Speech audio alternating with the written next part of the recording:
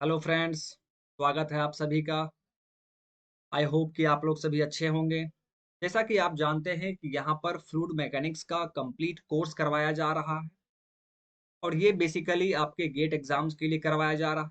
तो जो लोग भी गेट का प्रिपरेशन कर रहे हैं वो इस चैनल को सब्सक्राइब कर दीजिए एंड अपने फ्रेंड्स में शेयर कर दीजिए।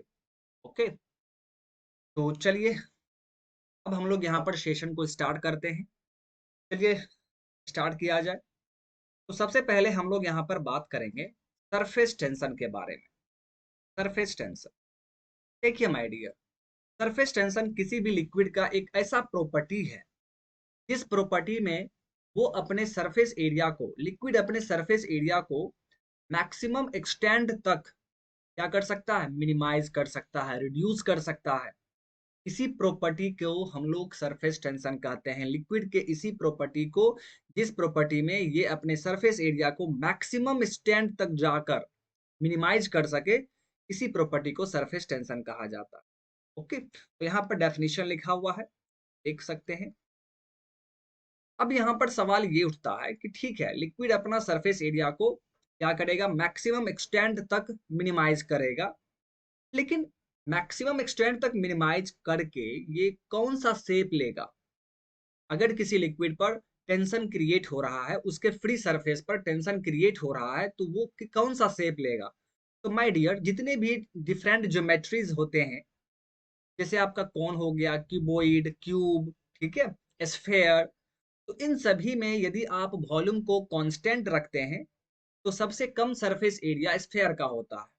यदि आप सभी का वॉल्यूम सेम रखिए, सभी ज्योमेट्रीज का वॉल्यूम सेम रखिए, तो सबसे कम सरफेस एरिया स्फेयर का होगा।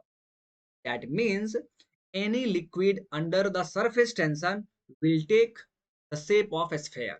स्फेयर का शेप लेगा लिक्विड। बात समझ में आ रहा? ओके, तो इसे ही हम लोग सिंपली क्या कहेंगे, सरफेस टेंशन कहेंगे। तो आपको इसके नाम से भी लग रहा है surface tension, that is surface पर टेंशन क्रिएट हो रहा होगा। कौन सा सरफेस पे? तो लिक्विड के फ्री सरफेस पे।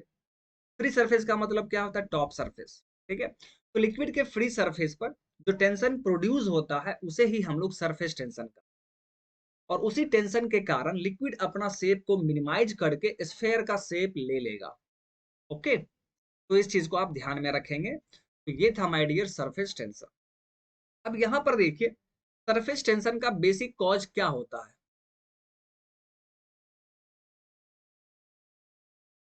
तो माय डियर फ्रेंड,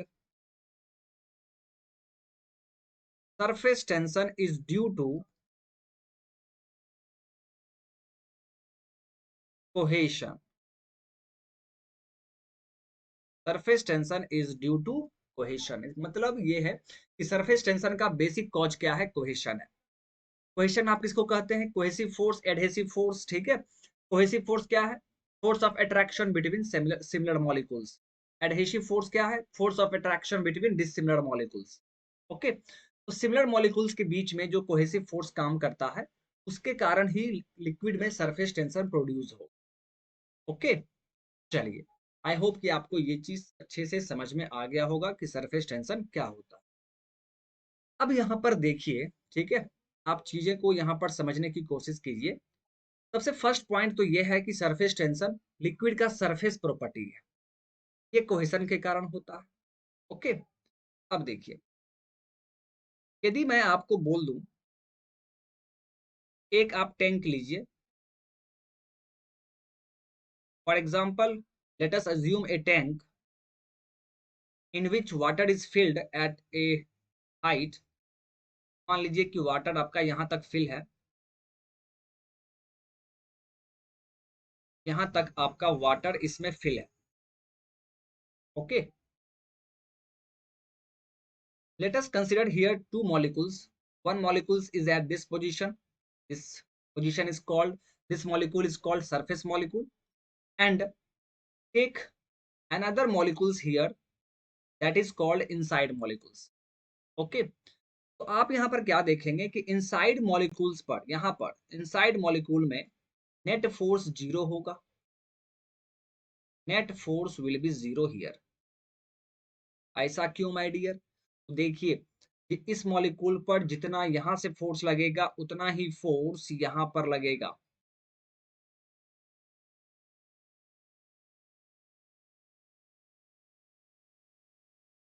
ओके, देखिए जितना यहाँ पर फोर्स लग रहा है माय डियर, उतना ही यहाँ पर लग रहा है, उतना ही यहाँ पर। तो नेट फोर्स क्या हो गया माय डियर? नेट फोर्स यहाँ पर 0 हो गया। But in the case of surface molecule के केस में आप क्या देखेंगे? यहाँ पर यहाँ पर जो फोर्स एक्ट करेगा उतना ही फोर्स यहाँ एक्ट करेगा, तो ये दोनों फोर्स एक दूसरे को बैलेंस कर लेगा। बट माय डियर फ्रेंड, ये जो फोर्स काम करेगा तो इसको बैलेंस यहाँ करने वाला कोई भी फोर्स काम नहीं कर रहा है। फिर इस डाउनवर्ड फोर्स को बैलेंस करने वाला यहाँ पर कोई नहीं है।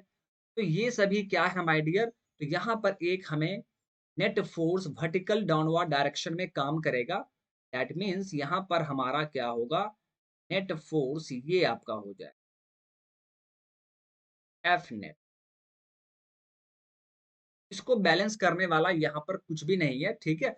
इसका मतलब यह है कि यहाँ पर net force vertically downward direction में काम करेगा। तो अब आप यहाँ पर सोचिए कि ये जो इनसाइड मॉलिक्यूल्स है, ये इनसाइड मॉलिक्यूल्स इस सरफेस मॉलिक्यूल्स को अपनी तरफ अट्रैक्ट कर रहा है, अपनी तरफ खींच रहा है। तो जब सरफेस मॉलिक्यूल्स नीचे की तरफ खिंचा रहा है, ठीक है, इसका क्या मतलब है? कि इसका मतलब है कि सरफेस पर टेंशन प्रोड्यूस हो रहा है। दैट इज सरफेस टेंशन पर एक टेंशन डेवलप होने के कारण यहाँ पर हम लोग कहेंगे कि सरफेस टेंशन प्रोड्यूस हो रहा है। तो फ्री सरफेस इस फोर्स के कारण क्या होगा? तो फ्री सरफेस का शेप देखिए इस तरह का हो जाएगा माय डियर। तो आप देख पा रहे हैं कि फ्री सरफेस जो है वो स्फेरिकल शेप ले रहा है। तो this is the shape of free surface.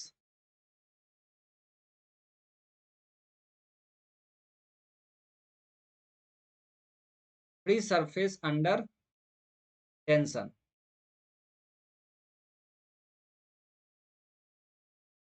and and this is the initial free surface. This is the initial free surface. Starting में फ्री सरफेस आपका वो था, बट वहां पर सरफेस मॉलिक्यूल्स पर नेट फोर्स नीचे की तरफ काम कर रहा है। इसका मतलब यह है कि उसका एडजेसेंट मॉलिक्यूल्स जो है, एडजेसेंट इनसाइड मॉलिक्यूल्स, वो सरफेस मॉलिक्यूल्स को अपनी तरफ खींच रहा है। तो आप सोचिए सरफेस मॉलिक्यूल्स नीचे की तरफ खिंचा रहा है, इसका मतलब वो सरफेस क्या होगा? वो सरफेस देखिए स्फेरिकल शेप ले लेगा। यानी कोई भी लिक्विड सरफेस टेंशन के दौरान, सरफेस टेंशन के अंडर में स्फेरिकल शेप लेता है। यही है my dear surface tension. I hope कि आपको ये चीज अच्छे से समझ में आ गया होगा। ओके, चलिए अब यहाँ पर देखते हैं हम लोग कि सरफेस टेंशन हम लोग कैलकुलेट कैसे कर सकते हैं। तो देखिए my dear, sigma is equal to formula होता है F divide by L. F divide by L यानी फोर्स पर यूनिट लेंथ, और इसका यूनिट क्या होगा? न्यूटन पर MM. Force required to produce, ठीक है, फोर्स रिक्वायर्ड टू प्रोड्यूस, या सिंपली आप ये बोल दीजिए कि पर यूनिट लेंथ पर कितना फोर्स वहां पर प्रेजेंट है। And this force is known as surface tension force. तो आप यहाँ पर एफ एस लिख दीजिए। तो यहाँ से सरफेस टेंशन फोर्स आप निकाल सकते हैं sigma into F.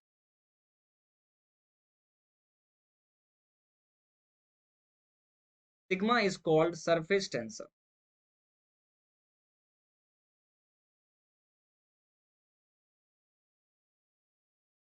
Sigma is called surface tension. Okay, चलिए अब यहाँ पर देखिए माय डियर, अब यहाँ पर देखिए फॉर एग्जाम्पल, यहाँ पर जो आप लेंथ देख रहे हैं, ये लेंथ क्या है? इसके लिए मैं आपको एग्जांपल ले रहा हूं। मान लीजिए माय डियर कि एक बॉल है आपके पास, ये बॉल है। इस बॉल को आप यहाँ से क्या कीजिए, यहाँ से कट कर दीजिए। तो करने के बाद आप इसका हाफ पोर्शन को यहाँ पर ड्रॉ कीजिए। ये हाफ पोर्शन है माय डियर, ये बॉल का हाफ पोर्शन। तो यहाँ पर देखिए ये हाफ पोर्शन हो गया, और फिर हाफ पोर्शन यहाँ भी आप ड्रॉ कर दीजिए। Late us assume this is another half portion. Okay, अब आप सोचिए जब आपने बॉल को कट किया बीचों बीच, तो क्या वो उसका सरफेस हटना चाह रहा था एक दूसरे से? नहीं। सरफेस का मॉलिक्यूल्स जो है वो एक दूसरे के साथ बॉन्ड बनाए हुए था, अट्रैक्टिव फोर्स के साथ दोनों को एक दूसरे को खींच रहा था। लेकिन जैसे ही आपने कट कट किया, तो यहाँ पर देखिए, जो कटिंग पोर्शन है, जिस सरफेस पे ये कट हो रहा है, तो इस सरफेस पे कट हो रहा है जी, इस सरफेस के अलोंग कट हो रहा है, ठीक है, इस सरफेस के अलोंग कट हो रहा है, और यहाँ पर भी देखिए इस सरफेस के अलोंग कट हो रहा है। तो जिस सरफेस के अलोंग कट किया गया है सरफेस को, उस सरफेस पे क्या होगा, एक सरफेस टेंशन प्रोड्यूस होगा, टेंशन फोर्स वहां पर काम करता है जो कि एक दूसरे को पकड़ के रखना चाहता है, and this is known as surface tension force, FS. ये भी आपका सरफेस टेंशन फोर्स है। और ये एफएस आप कैसे कैलकुलेट करेंगे, तो एफएस आप जानते हैं सिग्मा इंटू एल होता है। और यहाँ पर एल क्या है माय डियर, एल क्या है, जिस लेंथ पर सरफेस टेंशन काम कर रहा है, तो यहाँ पर किस लेंथ पर सरफेस टेंशन काम कर रहा है, तो आप देख रहे हैं जो सर्कुलर सेक्शन है के सरकमफेरेंस पर सरफेस टेंशन काम कर रहा है, तो यहाँ पर लेंथ क्या होगा, तो इस सर्कल का जो सरकमफेरेंस होगा वही उसका लेंथ है, that is surface tension force is equal to, आप यहाँ पर क्या लिखेंगे, sigma into 2 pi R. Let us assume the radius of this ball is R. Okay, तो सरफेस टेंशन फोर्स यहाँ पर कितना काम करेगा my dear, sigma into 2 pi R. तो आई होप कि ये एल के बारे में आपको चीजें समझ में आ गई होगी कि एल हम लोग कैसे पुट करेंगे। आपको बस ये ध्यान रखना है कि जिस लेंथ के अलोंग सरफेस टेंशन काम कर रहा है वही लेंथ आपको पुट करना होगा। ओके, तो ये था my dear friend surface tension का बेसिक, सरफेस टेंशन होता क्या है, इसका यूनिट क्या होगा, ठीक है, इसे हम लोग कैसे कैलकुलेट करेंगे। आई होप कि आपको ये चीजें समझ में आ गई होगी, ठीक है। चलिए अब इसके आगे मूव करते हैं। अब यहाँ पर आप देखिए, फर्स्ट केस है ड्रॉप फॉर्मेशन। जैसे अभी हम लोगों ने देखा कि मान लीजिए कि कोई भी ड्रॉप है,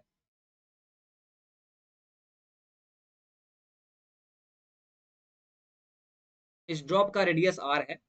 अब हमें यहाँ पर देखना है कि इस ड्रॉप के केस में सरफेस टेंशन कितना काम करेगा, उसका क्या फॉर्मूला होगा, ये हम लोग देखेंगे।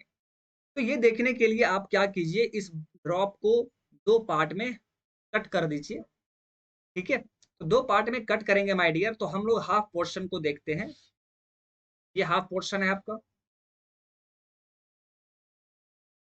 तो इस हाफ पोर्शन में देखिए, आपका इस सरफेस पर, जिस सरफेस के अलोंग कट हुआ है, उसी सरफेस पर सरफेस टेंशन फोर्स काम करेगा।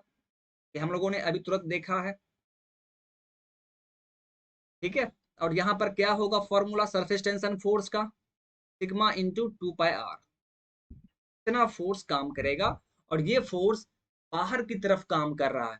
लेकिन माय डियर, इस ड्रॉप के अंदर जो एक्सेस प्रेशर होगा, इस ड्रॉप के अंदर एक्सेस प्रेशर होता है, और ये प्रेशर इनसाइड काम करेगा। तो यहाँ पर देखिए, इनसाइड में एक्सेस प्रेशर काम कर रहा है। Excess pressure is denoted by delta P into क्या होगा, एरिया। तो इस ड्रॉप का एरिया क्या होगा my dear, pi R square. तो ड्रॉप के अंदर में इतना फोर्स काम कर रहा है, delta P into pi R square. Delta P यहाँ पर क्या है my dear, delta P is excess pressure inside, excess pressure inside the drop. और ये आप कैसे निकालेंगे, एक्सेस प्रेशर का मतलब क्या है, कि एटमॉस्फेरिक प्रेशर से कितना ज्यादा प्रेशर इस ड्रॉप के अंदर है, उसे ही क्या कहेंगे, excess pressure. That is P inside, यानी इनसाइड ड्रॉप, ड्रॉप के अंदर जो प्रेशर है, माइनस पी एटमॉस्फेरिक, इसे ही आप क्या कहेंगे, एक्सेस प्रेशर कहेंगे माय डियर। ओके, अब आप यहां पर इसको बैलेंस कर लीजिए, क्या मिलेगा आपको result, sigma into 2 pi R is equal to delta P into pi R square. यहां से आपका पाई पाई कैंसल आउट, एक आर भी कैंसल आउट हो जाएगा। तो delta P is equal to 2 sigma divide by R. आप इसको 2 से मल्टीप्लाई कर दीजिए न्यूमरेटर एंड डिनोमिनेटर में, तो क्या हो जाएगा, 4 सिग्मा बाय डी। तो देखिए माय डियर, ड्रॉप के केस में एक्सेस प्रेशर कितना काम करता है, 4 सिग्मा डिवाइड बाय डी बहुत ही ज्यादा इंपॉर्टेंट है गेट एग्जाम के लिए। यहां से गेट एग्जाम में न्यूमेरिकल पूछा गया हुआ है, तो इस फॉर्मूला को आप याद कर लेंगे। Delta P is equal to 4 sigma divide by D, इस फॉर्मूला को आप याद कर लेंगे। ठीक है, काफी इंपॉर्टेंट है आपके लिए। तो ये था माय डियर ड्रॉप फॉर्मेशन। अब इसके आगे हम लोग बात करेंगे बबल फॉर्मेशन के बारे में। तो बबल फॉर्मेशन काफी आसान है, यहाँ पर बस एक ही मॉडिफिकेशन होगा। बबल का मतलब ये है माय डियर कि यहाँ पर ये ड्रॉप के जस्ट लाइक होगा, ड्रॉप के जैसा होगा, बट बस दोनों में अंतर क्या है? ड्रॉप में एक सरफेस होता है, बबल में दो सरफेस होगा। ठीक है, मतलब देखिए, अगर आप बबल को बनाएंगे इस तरह, देखिए इस तरह का बबल होगा।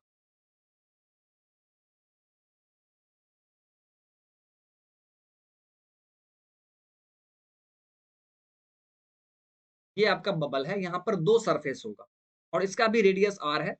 अब आपके दिमाग में आ रहा होगा कि सर दो सरफेस है, दोनों सरफेस के बीच में थोड़ा सा डिस्टेंस तो होगा, दैट इज दोनों का रेडियस सेम कैसे हुआ? तो माय डियर, दोनों का रेडियस में बहुत कम का डिफरेंस होता है, तो हम लोग दोनों के रेडियस को सेम मान लेते हैं। ओके, अब देखिए फिर यहाँ पर भी वही चीज हम लोग क्या करेंगे, इसके सरफेस को कट करेंगे, इसको बीचों बीच कट कर देंगे। तो यहाँ पर देखिए माय डियर, ये हाफ पोर्शन है, ये हाफ पोर्शन है। ठीक है, अब आप क्या कीजिए, हाफ पोर्शन में चूंकि दो सरफेस है, तो यहाँ पर क्या होगा, दो कटिंग पोर्शन होगा माय डियर। ओके, और एक आपका ये वाला होगा।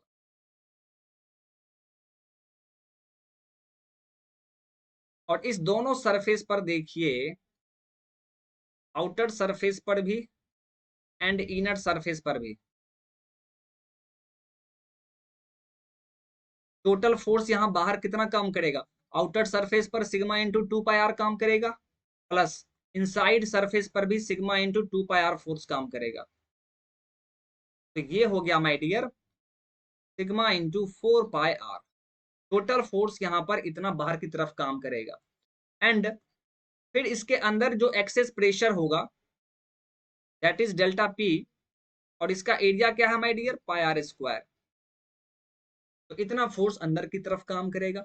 अब आप इसको बैलेंस कर लीजिए, that is sigma into 4 pi R is equal to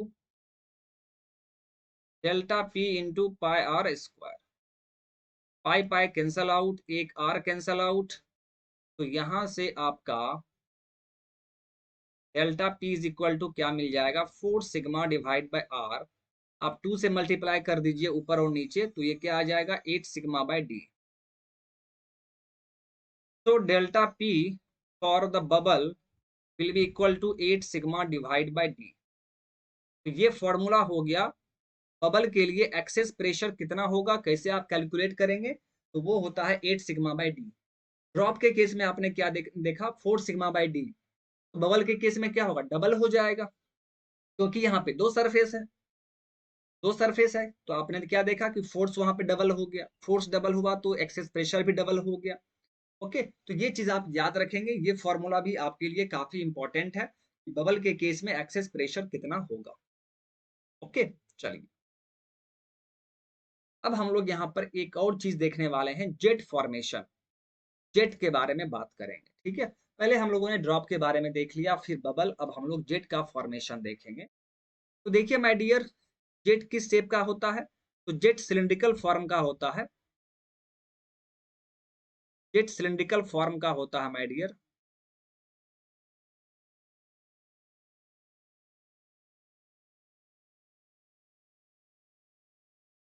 this is radius R और इसका लेंथ एल। देखिए, यदि आप कोई भी टैप, घर में यदि कोई नल है, आप उसको ओपन करते हैं, तो आप वहां पर क्या देखते होंगे कि जो वाटर बाहर निकलता है पहले इनिशियल स्टार्टिंग में नल के जस्ट नीचे, वो जेट के जैसा होता है, सिलिंड्रिकल शेप का वहां से वाटर निकलता है, वाटर का सेक्शन निकलता है। फिर जैसे जैसे वो नीचे आएगा, जैसे जैसे वो नीचे आएगा, तो फिर क्या बनेगा, ड्रॉप बनेगा, और नीचे आएगा तो बबल बनेगा। तो इस तरह का फॉर्मेशन होता है। ठीक है, तो उसी में हम लोग देखेंगे कि जेट के केस में एक्सेस प्रेशर कितना होगा।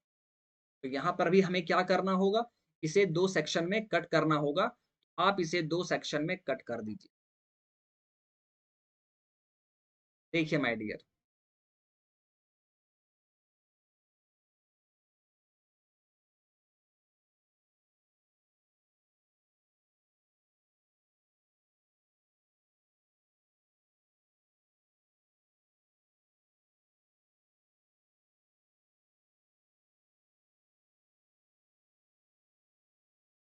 इसे हम लोग क्या किए हैं, 2 सेक्शन में कट कर दिए हैं। मैं थोड़ा-सा इनलार्ज करके बना रहा हूँ ताकि आपको समझ में आ जाए। आप ये मत सोचिएगा कि जो मेन फिगर है वो तो सर छोटा-सा बनाए हैं, बट जब हाफ किए हैं तो ये फिगर बड़ा कैसे हो गया? माय डियर, मैंने क्या किया, उसको इनलार्ज करके बनाया है, ताकि आपको चीज़ें समझ में आ जाए। देखिए, इसी जेड को आपने क्या किया, हाफ कर दिया। तो अब आप सोचिए, जब आप इसको हाफ करेंगे, ठीक है? तो इस लेंथ के अलोंग सेक्शन कट हो रहा है, यानी इसी लेंथ पर आपका सरफेस टेंशन फोर्स काम करेगा। क्योंकि ये इसी लेंथ पर कट हो रहा है, तो ये वाला लेंथ और बाकी का जो अदर हाफ पोर्शन है, उसका भी जो ये लेंथ होगा, दोनों एक दूसरे को पकड़े हुए था, ठीक है? बट आपने उसको काट दिया है, तो ये सरफेस उसको खींचना चाहेगा, ये सरफेस इसको खींचना चाहेगा। फिर यहाँ पर देखिए ये वाला लेंथ,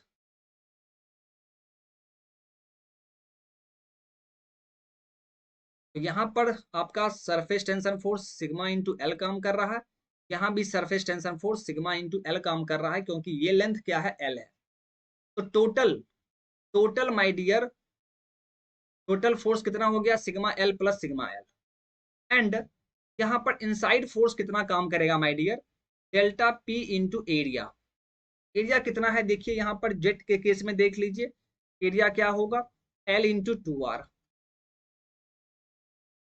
अब आप इस फोर्स को बैलेंस कर दीजिए, जितना आउटवर्ड फोर्स है उतना ही इनवर्ड फोर्स होना चाहिए। That is sigma L plus sigma L is equal to delta P into L into 2r। तो यहां से क्या होगा, 2 sigma L delta P into L into 2। L L cancel out, 2 2 cancel out, तो delta P is equal to sigma by R. आप 2 से multiply कर दीजिए माय डियर, तो delta P is equal to 2 sigma by D. देखिए my dear, तो jet के case में एक्सेस प्रेशर कितना होगा, जेट के केस में एक्सेस प्रेशर होता है 2 सिग्मा बाय डी। अब आप यहां पर देखिए, जेट के केस में excess pressure 2 sigma by D है, ड्रॉप के केस में 4 सिग्मा बाय डी है, बबल के केस में 8 सिग्मा बाय डी है। तो सबसे कम एक्सेस प्रेशर किसमें है, जेट के केस में है। इससे थोड़ा ज्यादा एक्सेस प्रेशर ड्रॉप में है, उससे थोड़ा ज्यादा प्रेशर बबल के केस में है। इसका क्या मतलब है कि पहले जेट का फॉर्मेशन होगा, उसके बाद ड्रॉपलेट का, और उसके बाद फिर बबल का फॉर्मेशन होगा। जैसे ही आप टैप ओपन करते हैं तो वहां पर जेट का फॉर्मेशन, लेकिन जैसे जैसे जेट नीचे आएगा प्रेशर इंक्रीज करेगा, नीचे की तरफ आ रहा है प्रेशर इंक्रीज करेगा, और प्रेशर इंक्रीज होगा दैट मीन्स अब प्रेशर बढ़ के क्या होगा, ड्रॉपलेट में जितना प्रेशर होता है उसके बराबर हो जाएगा, तो दैट इज अब ड्रॉपलेट का फॉर्मेशन। और फिर उसके बाद जैसे जैसे नीचे आएगा प्रेशर और बढ़ेगा, फिर बबल का फॉर्मेशन होगा। तो ये होता है माय डियर। तो इन तीनों फॉर्मूला को आप याद रखेंगे, काफी इंपॉर्टेंट है आपके लिए, यहां से गेट एग्जाम में एक क्वेश्चन पूछा जाता है। ओके, चलिए अब इसके आगे हम लोग बात करते हैं सरफेस एनर्जी।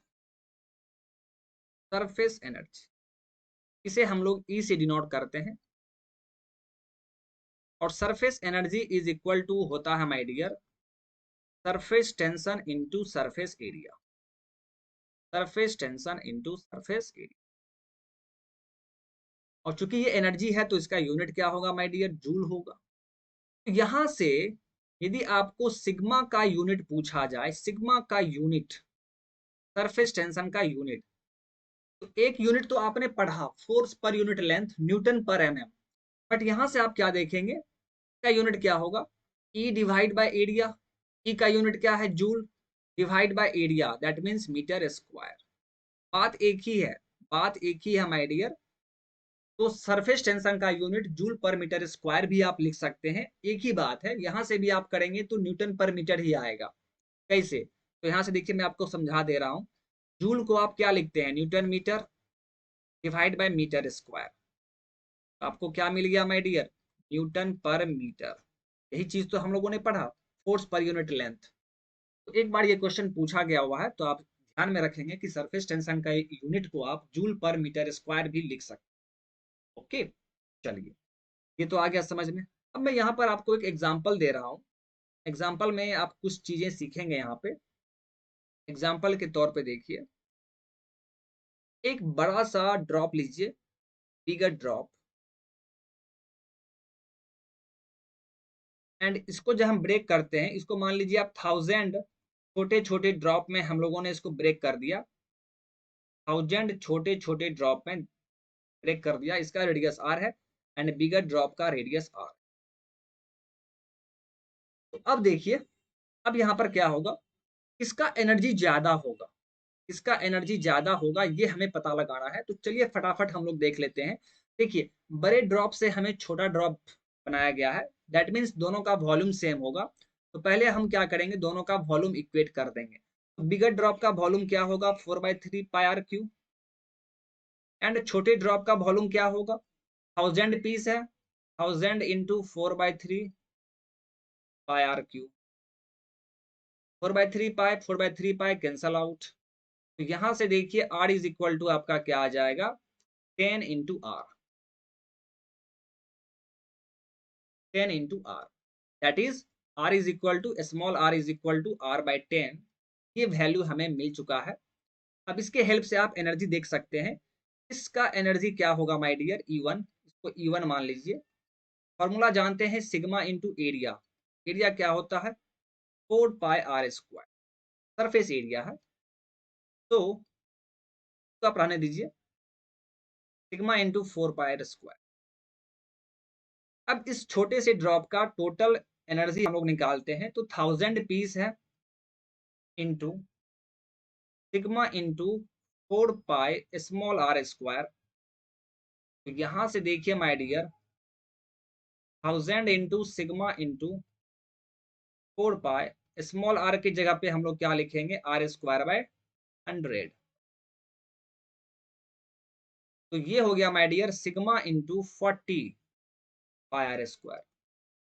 देखिए माय डियर, इस छोटे से ड्रॉप का टोटल सरफेस एनर्जी कितना आ गया? Sigma into 40 πr²।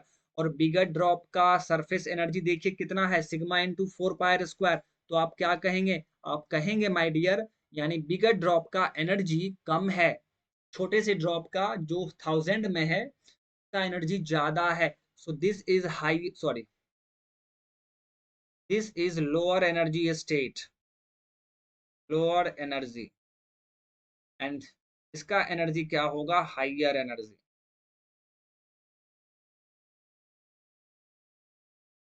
अब यहाँ पर देखिए कंक्लूजन क्या है। कंक्लूजन ये है माय डियर, देखिए हाइयर एनर्जी से लोअर एनर्जी में ट्रांसफॉर्म आसानी से किया जा सकता है, हाइयर से लोअर में। यानी ये 1000 पीस, 1000 छोटा छोटा ड्रॉप जो है, ये अपने आप आपस में मिलके बिगर ड्रॉप का फॉर्मेशन कर सकता है। यानी ये अपने आप होगा, हाइयर से लोअर अपने आप हो जाएगा। लेकिन लोअर एनर्जी से हाइयर एनर्जी में जाने के लिए ये अपने आप नहीं जाएगा, इसको ट्रांसफॉर्म करना मुश्किल है। के लिए हमें क्या करना पड़ेगा? एक्सटर्नल फोर्स अप्लाई करना होगा। ये बिगर ड्रॉप जो है, ये अपने आप 1000 पीस में ब्रेक नहीं कर जाएगा। तो इसको ब्रेक करने के लिए हमें फोर्स अप्लाई करना होगा, एक्सटर्नल फोर्स अप्लाई करना होगा। ऐसा क्यों? क्योंकि बिगर ड्रॉप का एनर्जी लोअर है। लोअर एनर्जी स्टेट से हाइयर एनर्जी स्टेट में ट्रांसफॉर्म करना मुश्किल है। बिना एक्सटर्नल फोर्स, एक्सटर्नल इनपुट के आप लोअर एनर्जी स्टेट को हाइयर एनर्जी स्टेट में कन्वर्ट नहीं कर सकते हैं। तो ये कंसेप्ट हम आइडियर यहाँ पर। तो आपको यहाँ पर ध्यान रखना है कि सरफेस एनर्जी क्या होता है? Surface energy is equal to sigma into A, where sigma is surface tension, A is surface area. तो यहाँ से सरफेस टेंशन का यूनिट भी आपने देख लिया, क्या होगा? जूल पर मीटर स्क्वायर। दोनों सेम ही चीज है, ठीक है। चलिए, अब यहाँ से हम लोग बात करेंगे my dear, wetting and non wetting liquid, wetting and non wetting liquid. बस तो सबसे पहले हम लोग बात करते हैं वेटिंग लिक्विड के बारे में।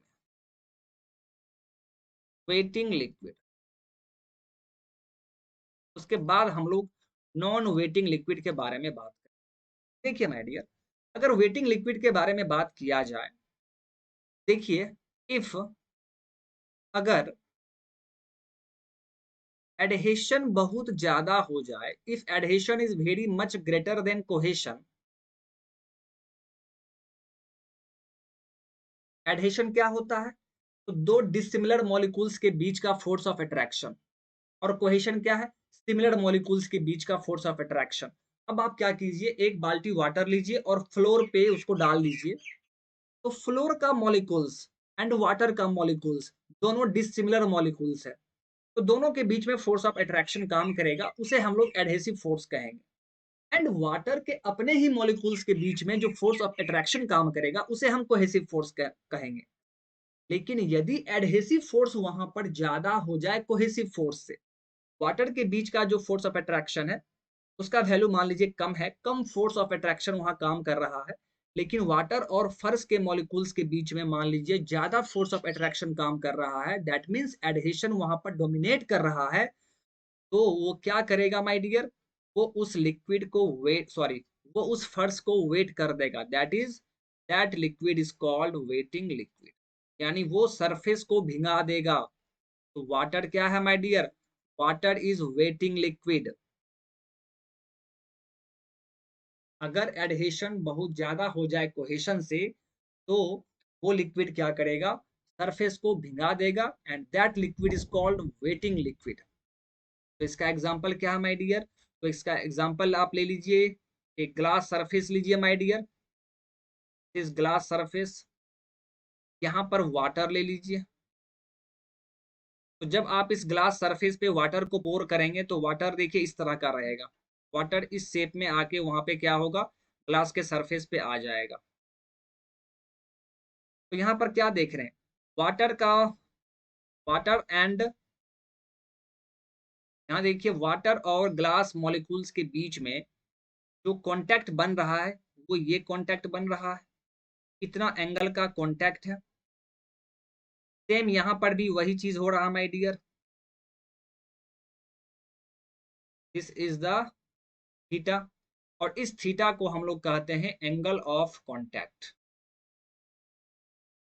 एंगल ऑफ कांटेक्ट, जितना एंगल से वहां पे कांटेक्ट हो रहा है, से आप सिंपली क्या कहेंगे? Angle of contact. और जैसा कि हम जानते हैं कि वाटर क्या है? वाटर वेटिंग लिक्विड है। तो यहाँ पर आप क्या देख रहे हैं कि थीटा का वैल्यू वेटिंग लिक्विड के केस में क्या होगा? तो थीटा का वैल्यू वेटिंग लिक्विड के केस में लेस देन π/2 होता है। Less than π/2। ये किसके लिए my dear? For wetting liquid, for wetting liquid. यानी वेटिंग लिक्विड के केस में आपको दो कंडीशन मिल रहा है। फर्स्ट कंडीशन, कोई भी लिक्विड वेटिंग लिक्विड कब होगा? तो फर्स्ट कंडीशन ये है कि वहां पर एडहेशन कोहेशन से ज्यादा होना चाहिए। सेकेंड पॉइंट ये है कि एंगल ऑफ कॉन्टैक्ट का वैल्यू 90 से कम होना चाहिए। तो ये दो पॉइंट आप याद रखेंगे। ओके। अब यहाँ पर देखिए एक और चीज, यदि ये वाटर प्योर वाटर हो, यदि ये वाटर प्योर हो माय डियर, प्योर का मतलब ये है कि वहां पर इंप्योरिटीज काम नहीं कर रहा है, तो एंगल ऑफ कॉन्टैक्ट 0 डिग्री हो जाएगा। फॉर प्योर वाटर, जैसे जैसे इंप्योरिटीज बढ़ेगा, ठीक है, तो एंगल ऑफ कांटेक्ट बढ़ते जाएगा। और pure water glass surface, for pure water glass surface, theta का वैल्यू क्या होगा? 0 डिग्री। ये चीज आपको याद रखना है।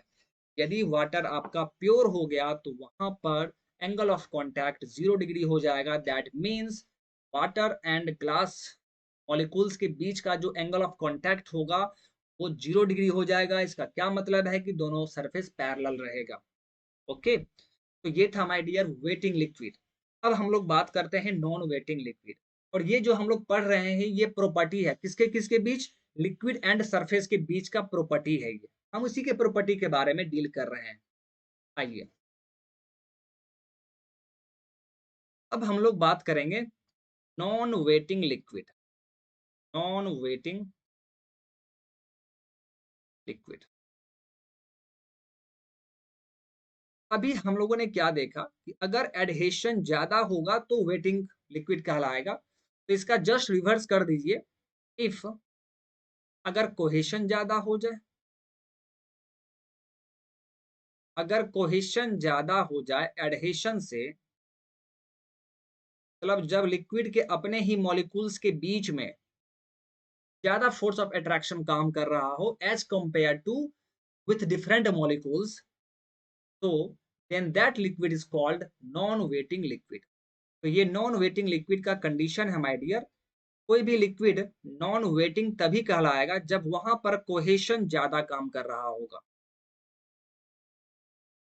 जब वहां पर कोहेशन ज्यादा काम कर रहा होगा, यानी जब कोई लिक्विड किसी सरफेस को भिंगा नहीं पाए, ठीक है, जब कोई लिक्विड किसी सरफेस को भिंगा नहीं पाए तो उस लिक्विड को हम क्या कहेंगे? नॉन वेटिंग लिक्विड कहेंगे। और इसका सबसे परफेक्ट एग्जांपल क्या है माय डियर? मरकरी। मरकरी, जैसे कि आपने देखा भी होगा कि मरकरी किसी भी सरफेस को भिंगा नहीं सकता है, वेट नहीं कर सकता है। तो mercury is called non wetting liquid. Okay. अब यहाँ पर देखिए, यानी मरकरी के केस में कोहेशन सबसे ज्यादा होगा एडहेशन के कंपैरिजन में। अब यदि हम लोग यहाँ पर मरकरी एंड ग्लास सरफेस लें, दिस इज ग्लास सरफेस, और यहाँ पर इसके ऊपर ग्लास के ऊपर यदि हम लोग मरकरी ले लेते हैं, तो देखिए किस तरह का शेप लेगा ये? इस तरह का शेप लेगा। This is mercury. तो यहाँ पर एंगल ऑफ कॉन्टैक्ट कितना है माय डियर? देख लीजिए, यहाँ पर angle of contact my dear आप क्या देख रहे हैं? This is theta. या यहाँ पर भी आप देख सकते हैं,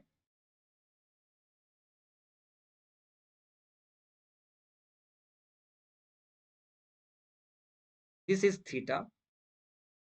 तो थीटा का वैल्यू यहाँ पर कितना होगा? तो आप क्लियरली देख पा रहे हैं theta will be greater than pi by 2। और ये किसके लिए होगा? तो for non wetting liquid, for non wetting liquid, यानी my dear friend, non wetting liquid के लिए एंगल ऑफ कांटेक्ट 90 डिग्री से ज्यादा होगा, अब जो कि आप देख पा रहे हैं। ठीक है।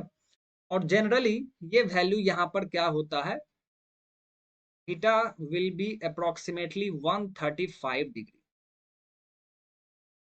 ये क्वेश्चन कभी कभी पूछा जाता है कि यदि मरकरी ग्लास सरफेस हो तो वहां पर एंगल ऑफ कांटेक्ट कितना होगा? तो जनरली ये हम लोग 135 लेते हैं। तो यदि ऑप्शन में 130 डिग्री हो तो आप उसको भी टिक कर सकते हैं, उसमें कोई इश्यू नहीं है, उसमें कोई भी इश्यू नहीं है। ओके। तो ये था my dear non wetting liquid. तो यहाँ पर भी हमें दो कंडीशन मिला है। नॉन वेटिंग लिक्विड के लिए सबसे फर्स्ट पॉइंट क्या होना चाहिए? कि कोहेशन एडहेशन से ज्यादा होना चाहिए, तब वो नॉन वेटिंग कहलाएगा। दैट मीन्स वो किसी भी सरफेस को भिंगा नहीं पाएगा। And second condition is angle of contact should be greater then 90 degree, तब वो लिक्विड नॉन वेटिंग लिक्विड कहलाएगा। ओके। एंड यदि आप मरकरी का एग्जांपल लेते हैं तो मरकरी क्या है? नॉन वेटिंग लिक्विड है। और यदि आप मरकरी को किसी ग्लास सरफेस पर रखते हैं तो वहां पर एंगल ऑफ कांटेक्ट क्या होगा? तो ये जनरली 135 होता है। तो आप 130 टू 135 भी ले सकते हैं। ठीक है। 130 से 135 के बीच में भी ले सकते हैं। तो ऑप्शन में जो भी जो क्लोज होगा आप उसको टिक कर देंगे। ओके। तो ये था my dear non wetting liquid. तो ये जो हम लोग wetting liquid and non wetting liquid पढ़ रहे थे, ये क्या है? ये किसी भी लिक्विड एंड सरफेस के बीच का म्यूचुअल प्रॉपर्टी है कि कब कोई लिक्विड किसी सरफेस को भिंगा देगा या कब कोई लिक्विड किसी सरफेस को नहीं भिंगा पाएगा। ये कंडीशन हम लोगों ने देखा है और ये आपके एग्जाम के लिए काफी इंपॉर्टेंट है। और गेट एग्जाम के पॉइंट ऑफ व्यू से आज हम लोगों ने जो भी देखा, ठीक है, सरफेस एनर्जी के बारे में, फिर हम लोगों ने देखा jet formation, bubble formation, drop formation, ठीक है। तो इन सभी का जो फॉर्मूला आप देख रहे हैं, ये फॉर्मूला बहुत ज्यादा इंपॉर्टेंट है माय डियर।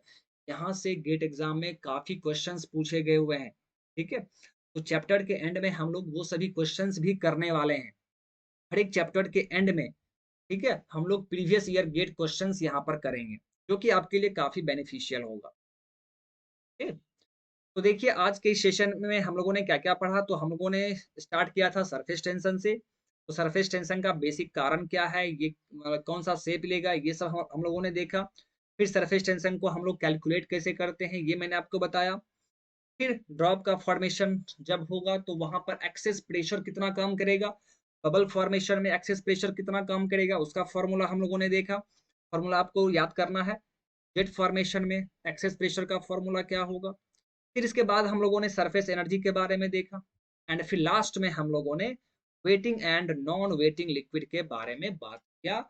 आई होप कि आपको आज का सेशन बहुत अच्छे से समझ में आ गया होगा। ओके, तो आज का सेशन हम लोग यहीं पर स्टॉप करते हैं माय डियर, ठीक है? फिर नेक्स्ट सेशन में हम लोग इसके आगे कंटिन्यू करेंगे।